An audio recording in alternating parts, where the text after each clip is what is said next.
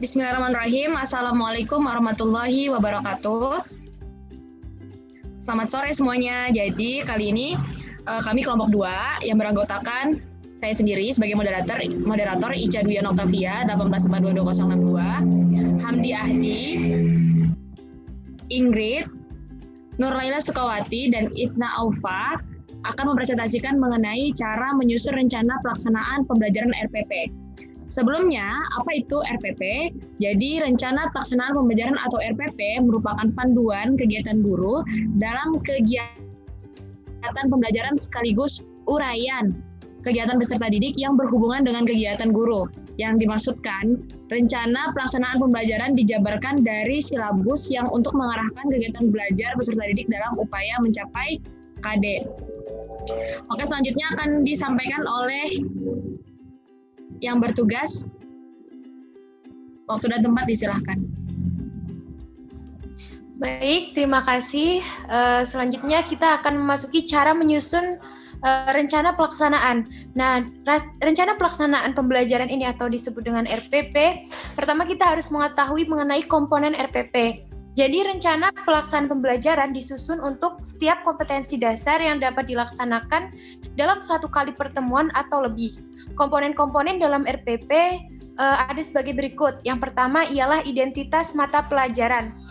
Apa aja sih yang terlibat dalam identitas itu? Yang pertama ada satuan pendidikan, kemudian kelas, semester, program studi, mata pelajaran atau tema pelajaran. Yang terakhir itu adalah jumlah pertemuan.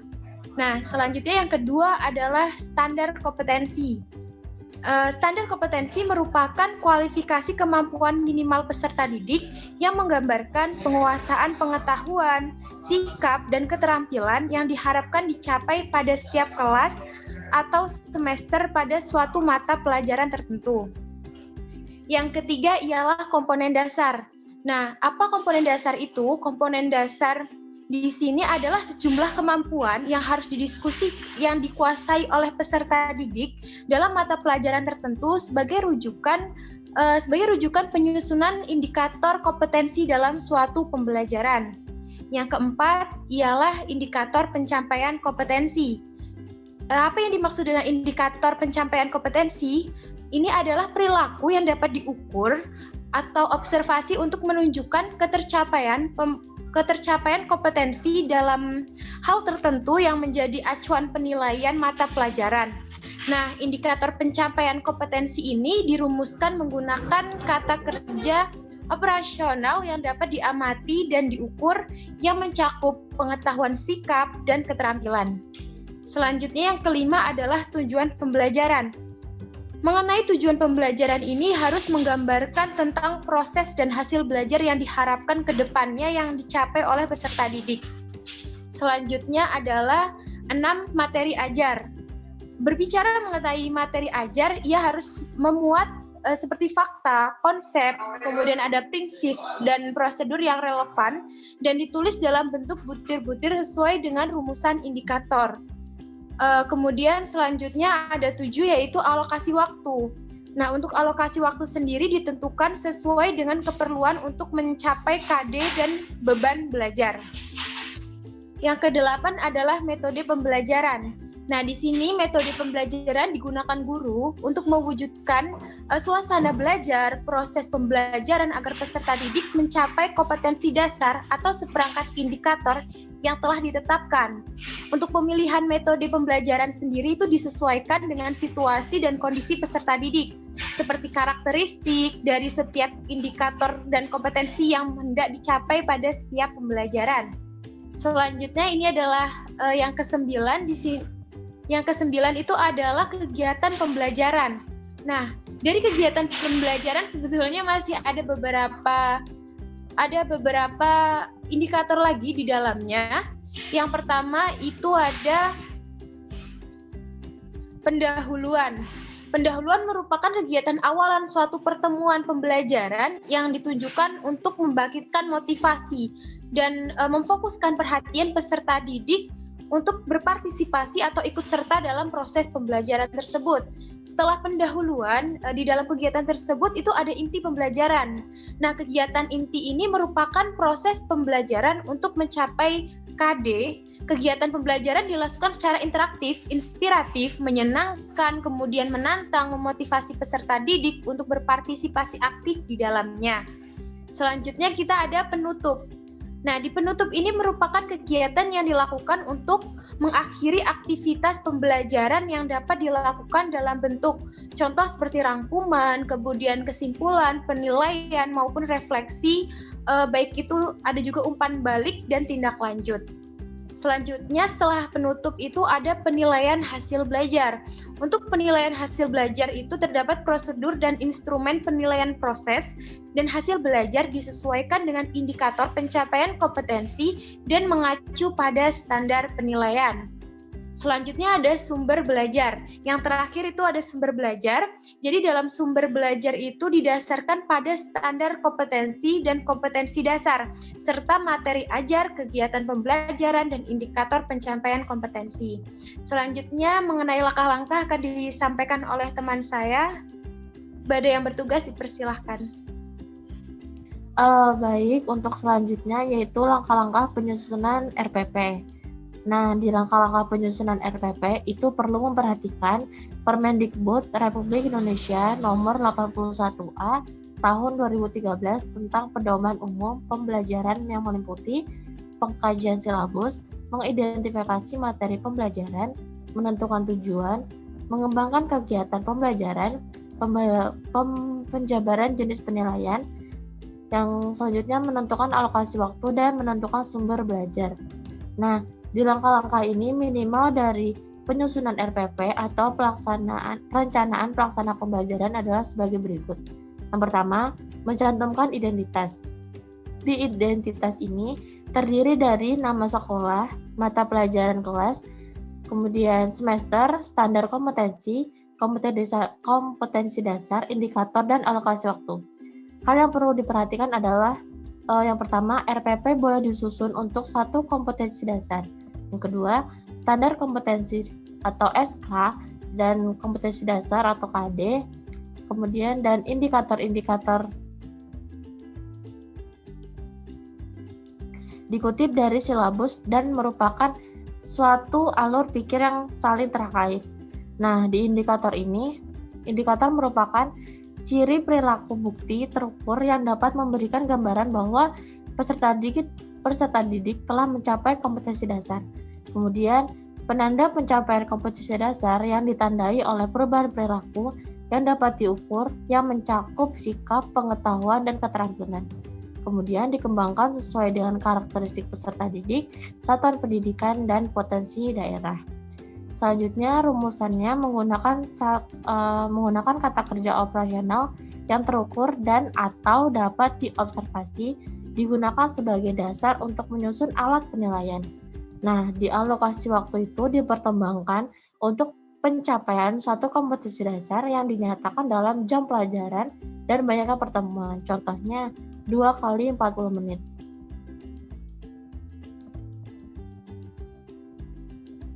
Yang kedua, merumuskan tujuan pembelajaran. Output atau hasil langsung dari satu paket kegiatan pembelajaran, bila pembelajaran dilakukan lebih dari satu pertemuan, ada baiknya tujuan pembelajaran juga dibedakan menurut waktu pertemuan sehingga satu pertemuan itu dapat memberikan hasil. Yang ketiga, menentukan materi pembelajaran. Nah, untuk memudahkan penerapan materi pembelajaran, itu dapat mengacu pada satu indikator. Kemudian yang keempat, menentukan metode pembelajaran.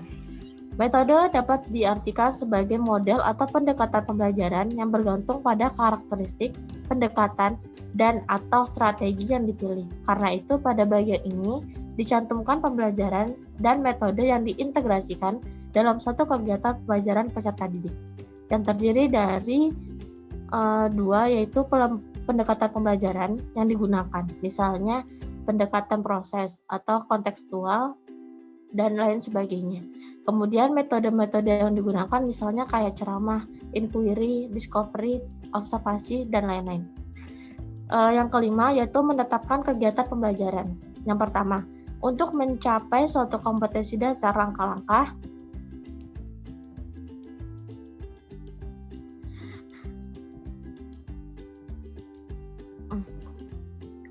Untuk mencapai suatu kompetensi dasar, langkah-langkah minimal yang harus dipenuhi pada setiap unsur kegiatan pembelajaran adalah sebagai berikut.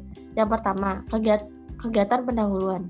Ini merupakan kegiatan awal dalam satu pertemuan yang ditujukan untuk membangkitkan motivasi dan memfokuskan perhatian peserta didik untuk berpartisipasi aktif dalam proses belajar mengajar. Yang kedua, kegiatan inti. Ini berisi langkah-langkah sistematis yang dilalui peserta didik untuk mengkonstruksi ilmu sesuai dengan skema. Yang ketiga yaitu kegiatan penutup. Merupakan kegiatan dilakukan untuk mengakhiri aktivitas pembelajaran dapat dilakukan untuk membuat rangkuman atau kesimpulan. Yang keenam, memilih sumber belajar. Di pemilihan sumber belajar ini mengacu pada perumusan yang ada dalam silabus yang dikembangkan sumber belajar mencakup sumber rujukan. Yang ketujuh, menentukan media pembelajaran. Media pembelajaran adalah media yang akan digunakan dalam proses belajar. Contohnya seperti kayak PowerPoint ataupun yang lainnya. Yang kedelapan, menentukan penilaian. Nah, penilaian ini dijabarkan atas teknik penilaian, baik bentuknya instrumen atau instrumen yang bakal dipakai itu seperti apa. Baik, untuk selanjutnya akan dijelaskan oleh Mbak Isna. Waktu dan tempat saya persilakan. Oke, baik. Saya akan menjelaskan tentang prinsip-prinsip pengembangan RPP. Jadi secara umum, prinsip-prinsip pengembangan RPP diambil dari Permendiknas nomor 41 tahun 2007 harus berpedoman pada prinsip pengembangan RPP, yaitu sebagai berikut. Yang pertama adalah memperhatikan perbedaan individu peserta didik. RPP disusun dengan memperhatikan perbedaan jenis kelamin, kemampuan awal, tingkat intelektual, minat, motivasi belajar, bakat, potensi, kemampuan sosial, emosi, gaya belajar, kebutuhan khusus, kecepatan belajar, latar belakang budaya, norma, nilai, atau lingkungan peserta didik. Yang kedua, mendorong partisipasi aktif peserta didik. Proses pembelajaran dirancang dengan berpusat pada peserta didik untuk mendorong motivasi, minat, kreativitas, inisiatif, kemandirian, dan semangat belajar. Yang ketiga, mengembangkan budaya membaca dan menulis. Proses pembelajaran dirancang untuk mengembangkan kegemaran membaca, pemahaman beragam bacaan, dan berekspresi dalam berbagai bentuk tulisan. Yang keempat, memberikan umpan balik dan tindak lanjut. RPP memuat rancangan program pembelajaran. RPP memuat rancangan program pemberian umpan balik positif, penguatan, pengayaan, dan remedial. Yang kelima, keterkaitan dan keterpaduan. RPP disusun dengan memperhatikan keterkaitan dan keterpaduan antara SK, KD, materi pembelajaran, kegiatan pembelajaran, indikator pencapaian kompetensi, penilaian, dan sumber belajar dalam satu keutuhan pengalaman belajar. Yang keenam, menerapkan teknologi informasi dan komunikasi. RPP disusun dengan mempertimbangkan penerapan teknologi informasi dan komunikasi secara terintegrasi, sistematis, dan efektif sesuai dengan situasi dan kondisi. Selanjutnya akan dijelaskan oleh teman saya, Hamdi. Waktu dan tempat saya persilakan. Nah, setelah kita memahami tentang komponen RPP, prinsip-prinsip RPP, dan langkah-langkah dalam menyusun RPP, langsung saja kita membuat PP tersebut. Nah, di sini ada contoh RPP daring fikih kelas 6. Nah, sebelum kita membuat RPP, kita menentukan identitas RPP tersebut. Nah, di sini ada satuan pendidikan, yaitu berisi tentang tingkat jenjang atau jenjang pendidikan tersebut. Di sini saya mengambil contoh SDIT Kutab. Kemudian temanya berisi makanan halal dan haram. Kemudian kelas dan semesternya yaitu kelas 6 dan semester ganjil. Kemudian untuk kurikulumnya kita menggunakan kurikulum 2013 dan untuk alokasi waktunya 2 kali 35 menit. Dan untuk mata pelajarannya yaitu fikih. Nah, untuk komponen yang pertama yaitu adalah tujuan pembelajaran. Nah, di sini kita sebelum menerapkan proses pembelajaran kita harus mempunyai tujuan pembelajaran tersebut. Nah, apa itu tujuan pembelajaran? Yaitu sesuatu yang ingin kita capai dalam proses belajar mengajar. Nah, di sini yang pertama ada memahami arti makanan halal dan haram. Yang kedua, memahami hukum makanan halal untuk membiasakan sikap hati-hati dan hidup sehat dalam memilih makanan dalam kehidupan sehari-hari. Yang ketiga, melatih rasa ingin tahu, tanggung jawab, disiplin selama proses pembelajaran, bersikap jujur, percaya diri, dan pantang menyerah, serta memiliki sikap kritis dan kreatif, serta dapat berkomunikasi dan bekerja sama dengan baik. Nah, setelah kita membuat tujuan, kemudian komponen selanjutnya yaitu kegiatan pembukaan. Nah, kegiatan pembukaan ini adalah kegiatan yang berguna untuk membuka atau agar merefreshkan otak, jadi biar peserta didik itu tidak kaget saat memulai pelajaran. Nah, di sini yang pertama adalah melakukan pembukaan dengan salam pembuka dan berdoa untuk memulai pembelajaran. Yang kedua, mengajukan pertanyaan berupa pengalaman peserta didik dengan materi kegiatan sebelumnya untuk mengaitkan materi atau tema pembelajaran yang akan dipelajari. Bisa berupa persepsi atau yang lainnya. Kemudian selanjutnya yaitu kegiatan inti, adalah kegiatan yang pokok yang akan dipelajari dalam suatu pembelajaran. Yang pertama yaitu, karena ini contohnya kita mengangkat melalui daring ya. Nah, di sini menggunakan grup WhatsApp. Nah, peserta didik diberi motivasi dan panduan untuk melihat, mengamati, membaca, dan menuliskannya kembali. Mereka diberi tayangan dan bahan bacaan terkait materi, arti, dan hukum makanan halal. Nah, di sini kan kita mengambil SD ya. Jadi SD itu belum bisa, mungkin masih kesulitan ya untuk memakai Zoom, jadi memakai grup WhatsApp. Nah, kemudian yang kedua, melalui grup WhatsApp, guru memberikan kesempatan untuk mengidentifikasi sebanyak mungkin hal yang belum dipahami, dimulai dari pertanyaan faktual sampai ke pertanyaan yang bersifat hipotetik. Pertanyaan ini harus tetap berkaitan dengan materi, arti, dan hukum makanan halal. Nah, kemudian yang ketiga adalah peserta didik bersama orang tua di rumah mendiskusikan, mengumpulkan informasi, mempresentasikan ulang, dan saling bertukar informasi mengenai arti dan hukum makanan halal. Nah, yang keempat, melalui grup WhatsApp tersebut, peserta didik juga diminta mempresentasikan hasil kerja individu secara klasikal, mengemukakan pendapat atas presentasinya yang dilakukan, kemudian ditanggapi oleh individu yang mempresentasikan. Nah, yang terakhir, melalui grup WhatsApp juga, guru dan peserta didik juga membuat kesimpulan tentang hal yang telah dipelajari terkait materi, arti, dan hukum makanan halal dan haram. Nah, kemudian komponen selanjutnya yaitu kegiatan penutup. Kegiatan penutup berisi atau kesimpulan atau review dari kegiatan inti tersebut.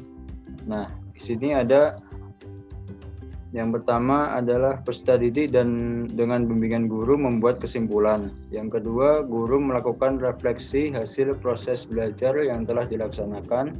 Kemudian guru memberikan evaluasi untuk mengukur ketuntasan proses belajar mengajar, dan guru menginformasikan kegiatan yang akan dilaksanakan pada pertemuan berikutnya. Dan komponen terakhir adalah penilaian. Nah, di sini dibagi menjadi 3 penilaian. Yang pertama, sikap, keterampilan, dan pengetahuan. Untuk sikap itu ada observasi, catatan, contoh kerja, jejak pendapat, daftar periksa, dan untuk keterampilan ada penilaian diri, lisan, presentasi, pekerjaan rumah, dan kolaborasi. Untuk pengetahuan ada tes, kuis, produk, proyek, dan portofolio. Kemudian di bawah ini ada kolom untuk mengetahui, yaitu berupa seorang kepala sekolah dan guru yang bersangkutan, dan tidak lupa juga tanggal dan tempat saat RPP itu dibuat. Mungkin itu saja tutorial membuat RPP yang dapat kami sampaikan. Untuk waktunya kami kembalikan kepada moderator. Terima kasih. Oke, sekian tutorial pembuatan RPP dari kami. Kurang lebihnya mohon maaf. Terima kasih. Wassalamualaikum warahmatullahi wabarakatuh. Waalaikumsalam. Waalaikumsalam warahmatullahi wabarakatuh. Waalaikumsalam.